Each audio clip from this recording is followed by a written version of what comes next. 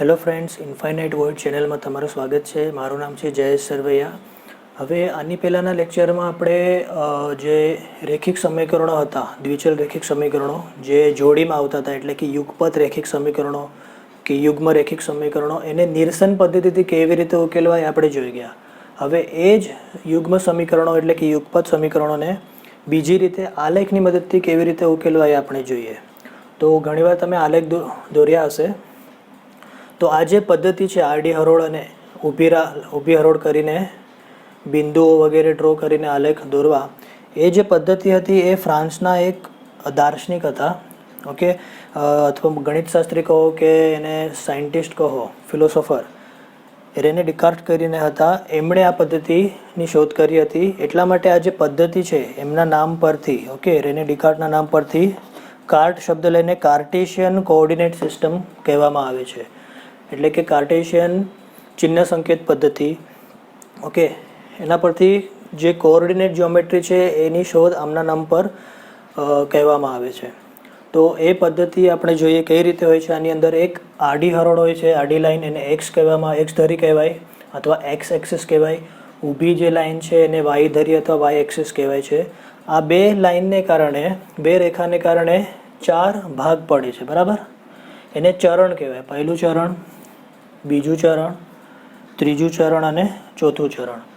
તો એ ચરણની નિશાની હોય છે. તમે આ દિશામાં અગર જાઓ તો એક્સની જે બધી વેલ્યુ હોય છે હંમેશા પોઝિટિવ હોય છે.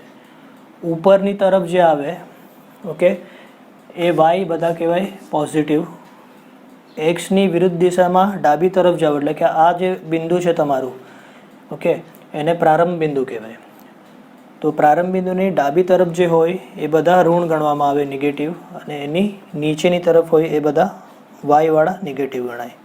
એટલા માટે આની અંદર જે બિંદુઓ હોય હંમેશા એક્સનું ગણો. આની ઉપર પહેલાં હંમેશા એક્સ હોય અને પછી હંમેશા વાય. તો એક્સવાળું પ્લસ છે અને વાયવાળું પણ પ્લસ. તો પહેલા ચરણની અંદર બંને પ્લસ પ્લસ. બીજા ચરણની અંદર આવીએ તો એક્સ જે છે એ માઇનસ છે એટલે કે ઋણ છે અને વાય એ પ્લસ છે. ઓકે, ત્રીજા ચરણમાં આવીએ તો એક્સ કેવું છે? ઋણ. ત્રીજાની અંદર એક્સ કેવું છે? ઋણ છે, રાઈટ. અને વાય પણ કેવું છે? ઋણ, નેગેટિવ.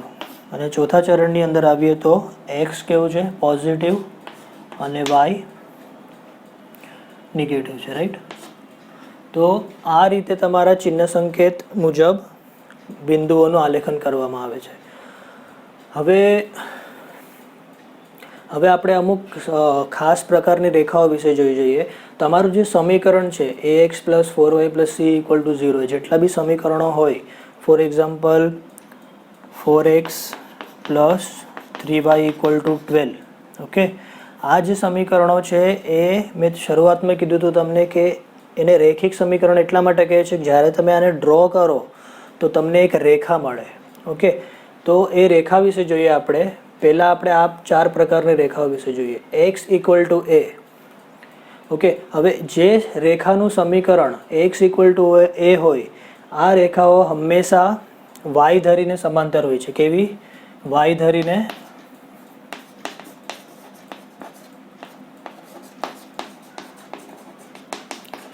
ધરીને સમાંતર હોય છે. ફોર એક્ઝામ્પલ ધારો કે x = 2 લઈએ. x = 2.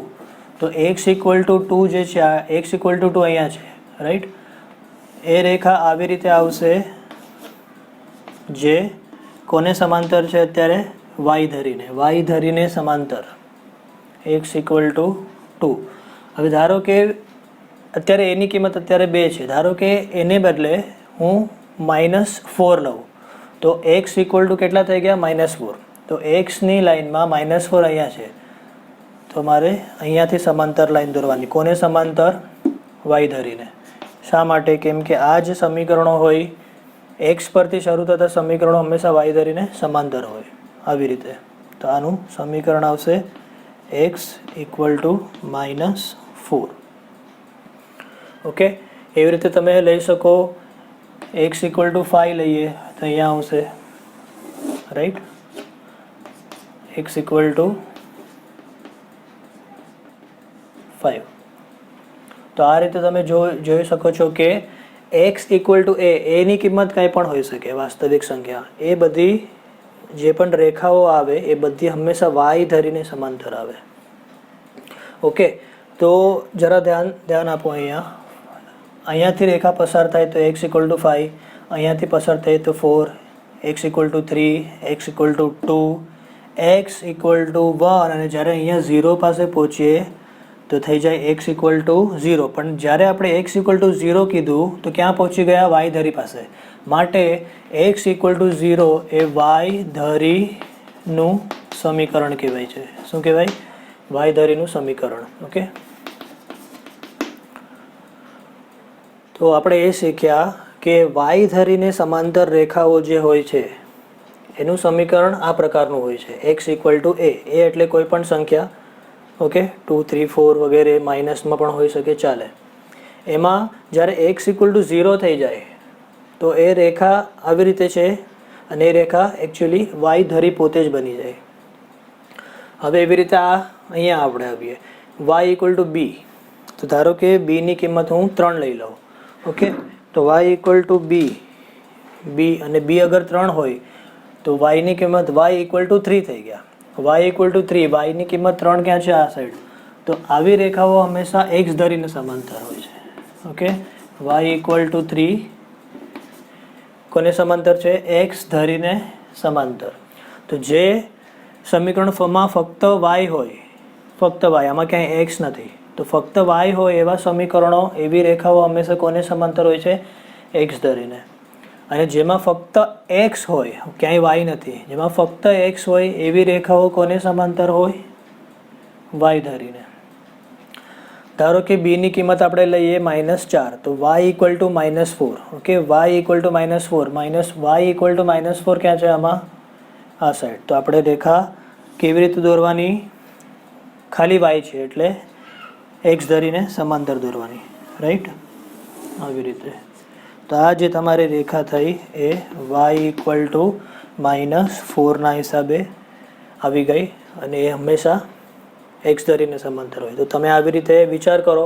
અહીંથી અગર રેખા આવશે તો એ આવશે y equal to 5, y equal to 4, y equal to 3, y equal to 2, y equal to 1, અને હવે અહીંયા જે રેખા આવી એ વાય ઇક્વલ ટુ 0. પણ જ્યારે આપણે બોલ્યા કે વાય ઇક્વલ ટુ 0 તો ક્યાં પહોંચી ગયા આપણે? એક્સ ધરી પાસે. માટે y equal to 0, y equal to 0 એ શું છે? એક્સ ધરીનું સમીકરણ છે, રાઈટ? એક્સ ધરીનું સમીકરણ. અને આ જે છે, આની જેમ આ જે રેખાઓ હતી એ કેવી આવી? બ્લુ કલરની રેખાઓ. એ બધી રેખાઓ કોઈ પણ તમે બોલો, y equal to -1, y equal to -2, બધી રેખા હંમેશા એક્સ ધરીને સમાંતર. તો આ આવશે એક્સ ધરીને સમાંતર. તો જરા ધ્યાન આપો, આ એવું સમીકરણ છે જેની અંદર વાયની કિંમત 0 છે. જો આવી રીતે ઢાંકી દીધું. ઓકે, તો એની અંદર ફક્ત એક્સ હોય અને એક સંખ્યા હોય. એવી રીતે અહીંયા આવીએ, વાય છે પણ એક્સ નથી, તો એક્સ નથી, એક્સની કિંમત 0, તો વાય અને એક સંખ્યા. ઓકે, તો જેમાં ફક્ત એક્સ હોય, ઓકે, એવી સંખ્યા, એવી રેખાઓ હંમેશા વાય ધરીને સમાંતર. જેમાં ફક્ત વાય હોય એવી રેખાઓ એક્સ ધરીને સમાંતર હોય છે. જેની અંદર એક્સ પણ હોય અને વાય પણ હોય, આવા સમીકરણો અથવા આવા સમીકરણો, આ સમીકરણો કોઈ ધરીને સમાંતર હોતા નથી. એ લોકો આડા ક્રોસમાં આવી રીતે કોઈ પણ દિશામાં જાય, આવી રેખાઓ. ઓકે, તો હું આની વાત કરું તો આનું આવશે, આની કિંમત આ રેખા આગળ ડ્રો કરવાની કોશિશ કરીએ તો હું વાયની કિંમત 0 મૂકીને જોઉં તો એક્સ મને કેટલા મળે? 3. તો એક્સ 3, એક્સને મારે 3 લેવા પડશે, બરાબર?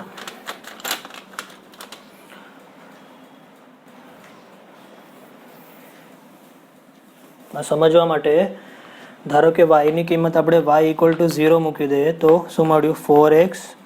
આ 0 થઈ ગયું. x ઇક્વલ ટુ 12/3, તો x કેટલા મળી ગયા? 4. તો 4 and 0, 4 અને 0 ક્યાં આવશે? આ સાઈડ.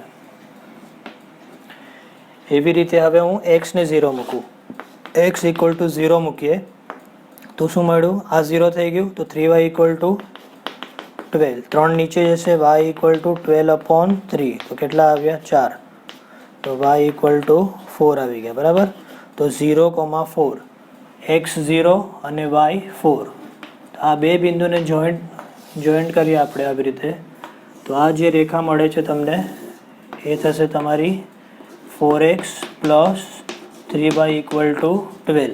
અને તમે જોઈ શકો છો ધ્યાનથી કે જે પિંક કલરની આ રેખા છે એ એક્સ ધરીને પણ સમાંતર નથી, એટલે કે આડી પણ નથી, ઓકે, કે વાય ધરીને પણ સમાંતર નથી, ઊભી નથી, એવી રીતે ક્રોસમાં જાય છે, ઓકે. તો જે સમીકરણની અંદર ફક્ત એક્સ હોય એ વાય ધરીને સમાંતર આવે, ઓકે. જે સમીકરણમાં ફક્ત વાય હોય એ એક્સ ધરીને સમાંતર આવે, અને જેમાં બંને હોય એક્સ અને વાય બંને હોય એવી રીતે ક્રોસમાં જશે. એક આવી રીતે હોઈ શકે, અથવા કોઈ રેખા આવી રીતે આડી જાય, અહીંથી જશે, અહીંથી જશે, એવી રીતે કોઈ પણ રીતે આવી શકે છે, ઠીક છે. તો હવે આપણે યુગપત સમીકરણો ઉકેલવાની આલેખની પદ્ધતિ જોઈએ, બરાબર. તો એ બે સમીકરણો તમને જે આપેલા હોય છે, બરાબર, એ દરેક માટે તમારે એક્સ અને વાયની કિંમત શોધવાની, એક્સના બિંદુઓ ધારવાના અને વાયના બિંદુઓ શોધવાના. એ જે બિંદુઓ મળે એ તમારે આલેખ પર ડ્રો કરવાના. એ બધામાંથી પસાર થતી એક રેખા દોરવાની, એક રેખા મળશે. એવી રીતે બીજા સમીકરણ માટે પણ તમારે એક્સની વેલ્યુ ધારવાની, વાયની વેલ્યુ ગોતવાની, અને પછી એને પણ બિંદુઓ પ્રસ્થાપિત કરવાના તમારા આલેખની ઉપર. બે રેખાઓ મળશે, બે રેખાઓ એકબીજાને જ્યાં છેદે એ તમારું છેદન બિંદુ મળશે, એ જ તમારા ઉકેલ મળશે, એ જ તમારો ઉકેલ હશે, ઓકે. તો બીજું સમીકરણ જે છે તમારું, એના માટે પુસ્તકની અંદર વેલ્યુ 0, 1, 3 અને -1 લીધી છે. 0, 1, 3 અને -1. તમે કોઈ પણ વેલ્યુ લઈ શકો છો. ખાલી ધ્યાન એટલું રાખવાનું કે જે એક્સ અને વાયની વેલ્યુ મળે બહુ મોટી ન મળે. હવે સમજો તમારો આલેખ નાનો એવો હોય અને તમને 10, 20, 15 જેવી વેલ્યુ મળે, અથવા ઉપર નીચે માઇનસમાં બહુ મોટી મળે, તો તમે બિંદુઓ ડ્રો નહીં કરી શકો, ઓકે. તો બિંદુ એવી રીતે ધ્યાનથી લેવાના. એ સિવાય ઘણીવાર અપૂર્ણાંક ન મળે એનું ધ્યાન રાખવાનું. તમે કંઈક વેલ્યુ કંઈ પણ લેવા માંડો અને અપૂર્ણાંક મળે, 1/5 મળે, 5/7 મળે એક્સની વેલ્યુ અથવા વાયની વેલ્યુ, તો એ તમે ડ્રો કરવું મુશ્કેલ છે. એટલા માટે તમે એવી રીતે બિંદુઓ ધારો કે તમે એને આસાનીથી ડ્રો કરી શકો, ઓકે.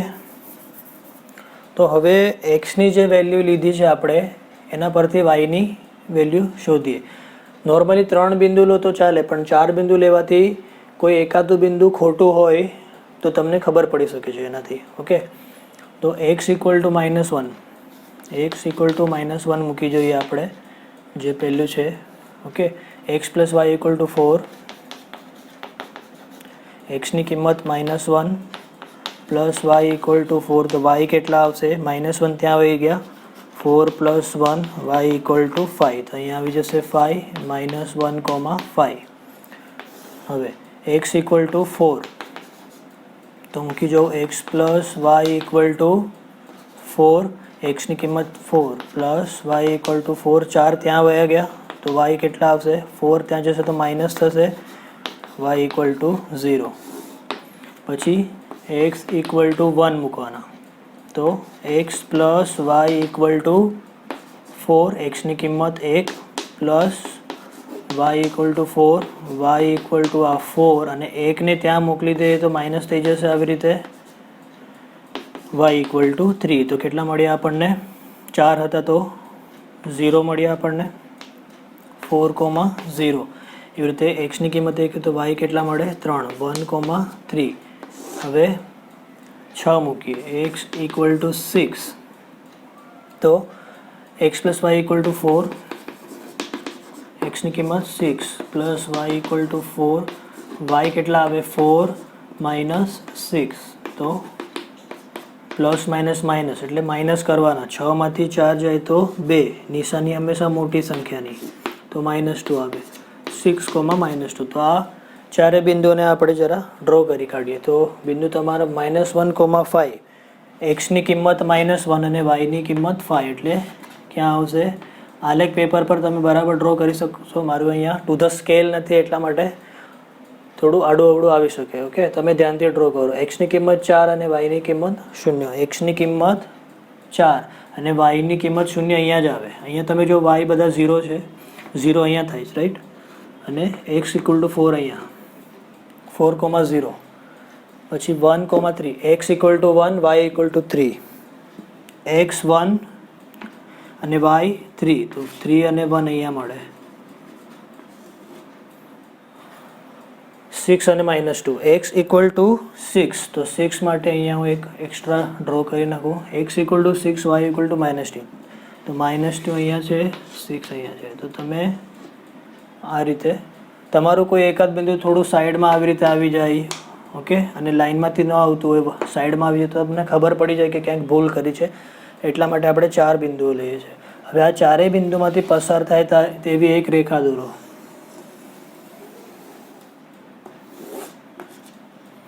અને એ રેખાને થોડું લંબાવો તેના ઉપર એ સમીકરણનું નામ લખી નાખો x plus y equal to 4 okay હવે આ કોટો ભરીએ જે બીજા સમીકરણ માટે છે ઓકે તો 0 મૂકવાનું છે પહેલાં એક્સ ઇક્વલ ટુ 0 તો 2x - y ઇક્વલ ટુ 2 સમીકરણ છે 2x - y ઇક્વલ ટુ 2 એક્સની કિંમત 0 મૂકો 0 આવશે -y ઇક્વલ ટુ 2 તો -y ઇક્વલ ટુ 2 ઋણ નિશાની ત્યાં હટાવી દઈએ આપણે y ઇક્વલ ટુ અહીંથી હટીને અહીંયા વહી ગઈ 2 ને મળી જશે તો y ઇક્વલ ટુ -2 0, -2 હવે x ઇક્વલ ટુ 1 મૂકીએ x ઇક્વલ ટુ 1 તો 2x - y ઇક્વલ ટુ 2 2xની કિંમત 1 -y equal to 2 2 × 2 -y equal to 2 2 ને ત્યાં મોકલો તો -y બાકી રહી આ 2 અહીંયા આવ્યા આમ 2 ને ત્યાં મોકલી દઈએ તો એની નિશાની પ્લસ છે ત્યાં જશે તો માઇનસ થઈ જાય 2 - 2 0 -y ઇક્વલ ટુ 0 અને આ નિશાની અહીંયા મોકલીએ તો -0 પણ 0 ક્યારે માઇનસ નથી કે પ્લસ નથી માટે y કેટલા આવશે 0 બરાબર તો y ની કિંમત 0 1, 0 હવે 3 મૂકી જોઈએ તો x ઇક્વલ ટુ 3 લેવાના છે 2x - y ઇક્વલ ટુ 2 xની કિંમત 3 મૂકો 3 દુ 6 -y equal to 2 -y equal to 2 અને 6 ત્યાં મોકલીએ તો માઇનસ થઈ જશે -y ઇક્વલ ટુ કેટલા રહી પ્લસ માઇનસ માઇનસ એટલે માઇનસ કરવાના 6 માંથી 2 જાય તો 4 અને મોટી સંખ્યાની નિશાની ડ્રોપ કરો y ઇક્વલ ટુ 4 બંને નિશાની કેન્સલ થઈ ગઈ y ઇક્વલ ટુ 4 તો જ્યારે 3 મૂક્યા તો y ની કિંમત 4 આવી 3, 4 હવે final value x equal to -1 2x - y equal to 2 2x - y equal to 2 2xની કિંમત -1 -y ઇક્વલ ટુ 2 કેટલા આવે 2 × 2 અને આ માઇનસ અહીંયા આવી ગયા -2 ત્યાં જાય તો +2 થઈ જશે તો -y એમને એમ રાખ્યા આ 2 -2 ત્યાં ગયા તો +2 થઈ ગયા -y ઇક્વલ ટુ 2 ને 2 4 આ નિશાની માઇનસની આને આપી દઈએ આપણે તો અહીંયા પ્લસ થઈ ગયા ઓકે અને આ નિશાની અહીંયા ચાલી જશે -4 તો અહીંયા આવશે -4 -1, -4 તો આ બિંદુઓને પણ આપણે આલેખમાં ડ્રો કરી નાખીએ તો પેલું છે 0, 2 xની કિંમત 0 yની કિંમત -2 xની કિંમત 0 અહીંયા આવે yની કિંમત -2 અહીંયા આવે એટલે 0 અને અહીંયા -2 x equal to 1 y 0 x 1 okay અને y 0 અહીંયા તો 1 અને 0 એટલે અહીંયા મળે છે એ લોકો પછી 3, 4 x equal to 3 y equal to 4 3 અને 4 તમારા આલેખ પેપર પર યોગ્ય રીતે ડ્રો કરી શકશો -1 અને -4 તો x ઇક્વલ ટુ -1 અહીંયા છે સોરી x ઇક્વલ ટુ -1 અહીંયા છે અને y ઇક્વલ ટુ -4 આ સાઈડ એટલે બંને ક્યાં મળે છે આ સાઈડ રાઈટ તો આ ચારે બિંદુને આપણે જોઈન્ટ કરી દઈએ મારી રેખાઓ જે છે બોર્ડની એ થોડી આડી અવડી લાગશે પણ તમે ગ્રાફ પેપર પર સ્કેલની મદદથી યોગ્ય રીતે ડ્રો કરજો 2x - y ઇક્વલ ટુ 2 તો આ સમીકરણ છે 2x - y ઇક્વલ ટુ 2 તો આ રેખા હવે આ બિંદુ પર મળે છે છેદન બિંદુ તમે એને જોઈ શકો છો અહીંયા મળે છે આ બંને રેખા અને એ જે જગ્યાએ છેદે એ તમારું છેદન બિંદુ હોય છે ઓકે તો તમે ગ્રાફની મદદથી તમે અહીંયા જોયો છો લગભગ એ 2,2 મેં ચોપડીની અંદર પણ જોયું 2,2 આન્સર આવે છે એનો. તો આ રીતે આ જે લાઈન ડ્રો કરવાની જરૂર નથી. ફક્ત જો તમે આ બિંદુ જાણી શકો કેટલા છે તો બહુ થઈ ગયું, એ તમારો ઉકેલ થશે. તો તમે આ રીતે લખી શકો છો કે ઉકેલ, તો પહેલાં છેદન બિંદુ લખો કેટલું આવે છે 2,2 માટે તમારો ઉકેલ પણ બની ગયો 2,2, x = 2 y = 2. જો આ સમીકરણને આલેખની બદલે તમે આની પહેલાંની મેથડથી ઉકેલી હોત, કઈ નિરસન પદ્ધતિથી આનો ઉકેલ કરશો તો પણ તમને આ જ આન્સર આવશે. આ ફક્ત આલેખની મદદથી ઉકેલવાની એક રીત છે. ઠીક છે, થેન્ક યુ. તો હવે આપણે એક ઉદાહરણ જોઈએ. તમારી ચોપડીમાં પેજ નંબર 9 પર આપેલું છે. બે સમીકરણો આપ્યા છે, x + 2y = 4 અને 3x + 6y = 12.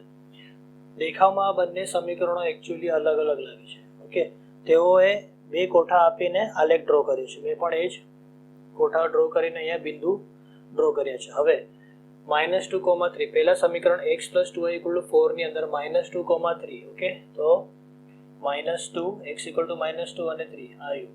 પછી 0,2 તો 0 અને 2 y ની ઉપર અહીંયા 2,1 x = 2 y = 1 અહીંયા મળે છે. યલો કલરના જે છે ઓકે એ આ વાળા બિંદુ છે પહેલી રેખાના. ઓકે, બીજું સમીકરણ એમાં -4 અને 4 તો x = -4 y = 4 એટલે અહીંયા મળે છે. 1 અને 1.5 x = 1 y = 1.5 અહીંયા મળે છે. એવી રીતે 8 અને -2 x = 8 y = -2 અહીંયા મળે છે. તો બ્લુ કલરના જે બિંદુઓ છે સેકન્ડ સમીકરણના છે. હવે તમે આને ગ્રાફ પર દોરો, આલેખ પર, તો થોડું વધારે સારું દેખાશે. અહીંયા હું મારા બોર્ડ પર થોડું ડાયમેન્શન્સ થોડા રફ છે એટલા માટે તમને લાઈન આડી અવડી ભલે લાગે, પણ તમે સમજવાની કોશિશ કરશો તો એકચ્યુઅલી સમીકરણ બે અલગ હોવા છતાં રેખા એક જ મળે છે. એટલે કે આ સમીકરણ લો તો પણ એ જ રેખા છે, આ વાળું સમીકરણ લો તો પણ એક જ રેખા છે. કેમ એવું થયું? દેખાવમાં સમીકરણ અલગ હોવા છતાં રેખા એક કેમ મળી? તો એટલા માટે એ લોકો 4 પ્રશ્ન પૂછે છે. ઉપરના બંને સમીકરણના આલેખ એક જ છે કે ભિન્ન છે? તો આલેખ એટલે કે રેખા એક જ છે. બંને સમીકરણોના આલેખ એક જ છે. x + 2y = 4 અને 3x + 6y = 12. આ યુગપત સમીકરણના ઉકેલ કયા છે અને કેટલા છે? હવે ઉકેલ એટલે શું? ઉકેલ એટલે કે જ્યારે બે રેખાઓ એકબીજાને આવી રીતે છેદતી હોય, ઓકે, અને જે છેદન બિંદુના નિર્દેશકો હોય x અને y એ તેમના ઉકેલ બને, રાઈટ? તો આપણે જોયું હતું લાસ્ટ ટાઈમ કે બે રેખા મેં ડ્રો કરી હતી અને એક છેદન બિંદુ હતું, 2,2 કદાચ આન્સર હતો એનો. તો એનો એક જ ઉકેલ હતો 2 અને 2, x = 2 y = 2. અત્યારે પહેલી રેખા ગણો કે બીજી રેખા ગણો, બંને એકબીજાની ઉપર બંધ બેસતી આવે છે. એટલે કે બીજી રીતે બોલ્યો તો એટલા બધા છેદન બિંદુ છે, અસંખ્ય કહી શકાય. દરેક બિંદુ એ છેદન બિંદુ છે આ બંને રેખાનો, એમ પણ કહી શકાય. કેમ કે એક રેખાની ઉપર પાછી બીજી રેખા આવે છે, એટલે એટલા બધા છેદન બિંદુ જાણે કે તૈયાર થાય છે. એટલે કે એના ઉકેલ અસંખ્ય છે એમ કહી શકાય. સેકન્ડ ક્વેશ્ચનનો એ આન્સર છે. થર્ડ ક્વેશ્ચન, ઉપરના બંને સમીકરણોમાં x અને y ના સહગુણકો અને અચલ પદો વચ્ચે કયો સંબંધ તમને દેખાઈ આવે છે? સારો સવાલ છે.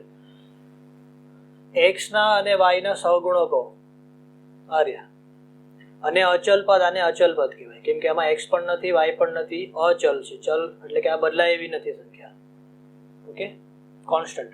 તો આ જે સહગુણક છે x અને y ના, તેમની વચ્ચે અને આ બંને વચ્ચે તમને કોઈ સંબંધ દેખાય છે કે નહીં એ લોકો પૂછે છે. તો ઓફકોર્સ એક સંબંધ છે, હું તમને બતાવું છું. ધારો કે આની અંદર જે સહગુણક છે ABC અને આમાં પણ છે ABC, તો આપણે એને A1 B1 C1 બોલીએ, આને A2 B2 C2 બોલીએ. ઓકે, તો A1 કેટલા 1, B1 કેટલા 2 અને C1 કેટલા 4. હવે A2 કેટલા 3, B2 કેટલા 6 ઓકે, C2 કેટલા? C2 કેટલા? 12. આમમાં આ AB માં અને C માં કઈ સંબંધ છે કે નહીં? ઓફકોર્સ છે, હું તમને બતાવું. આપણે ભાગાકાર કરી જોઈએ.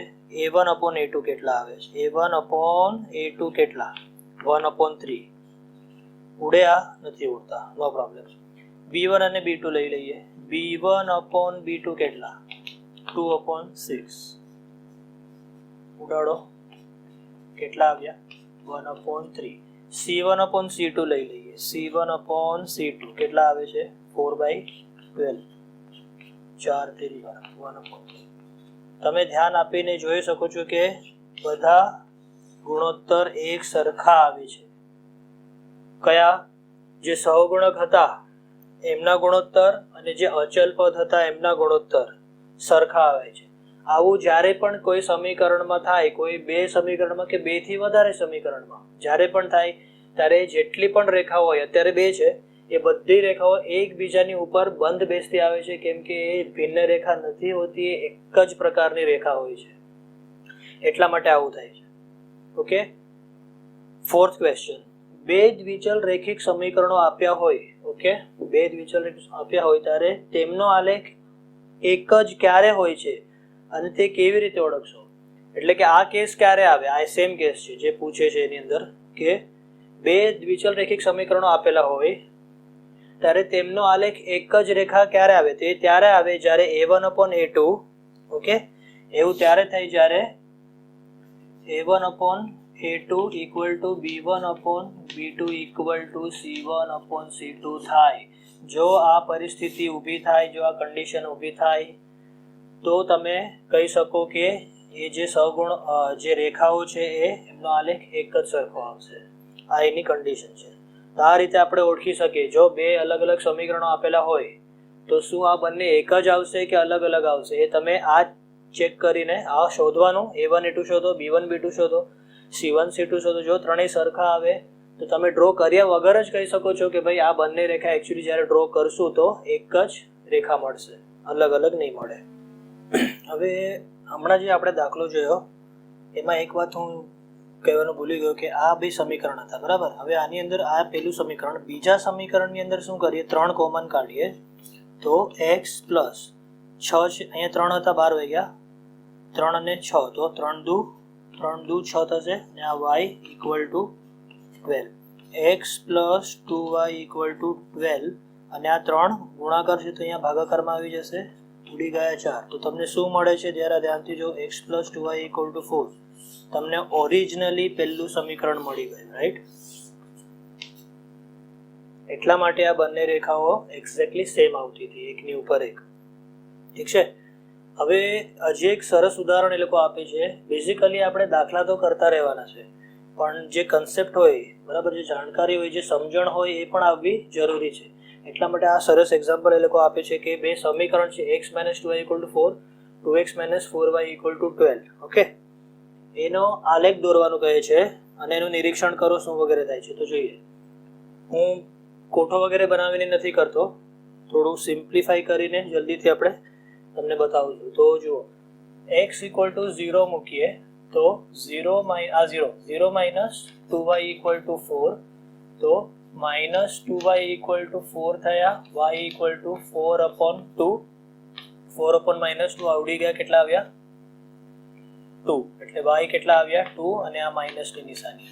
ઓકે, તો x 0 તો y = -2.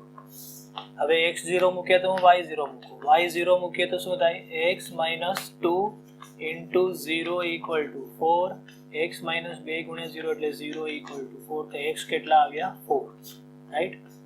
તો જ્યારે y 0 તો x 4 આવે છે. આ બંને બિંદુને આપણે જરા ડ્રો કરી લઈએ. 0 - 2, તો x = 0 અને y = -2 અહીંયા આવશે, 0 અને -2. આ પહેલું બિંદુ છે. ઓકે, બીજું બિંદુ છે તમારું 4,0, x4 y0. તો x = 4 અને y = 0 અહીંયા આવશે. તો આ તમારી પહેલી રેખા થઈ. ઓકે, આવી રીતે.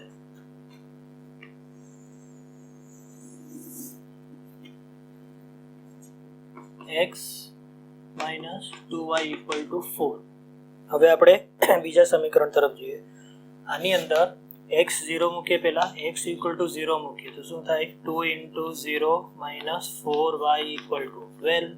આ 0 થઈ ગયા, 0 minus 4y equal to 12 માટે minus 4y equal to 12. -4 ત્યાં જશે નીચે ભાગાકારમાં, 4 તેરી 12, તો y equal to 3 અને આ માઇનસની નિશાની આવી રીતે આવી જશે.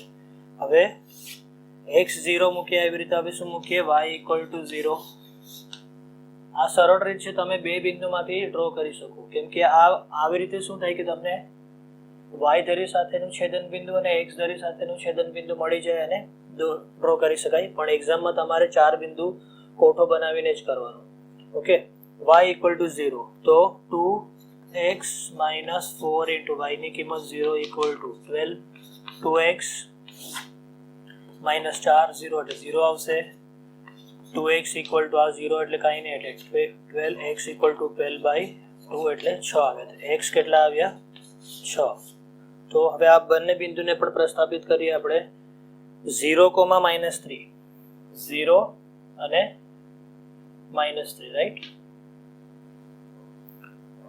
0, x ની કિંમત 0 અને y ની કિંમત -3. હવે x ની કિંમત 6 અને y 0, તો x equal to 6, x equal to 6 અને y equal to 0, તો x equal to y 0. તો આવી રીતે તો તમે જોઈ શકો છો, આવી રીતે રેખા આવી બંને.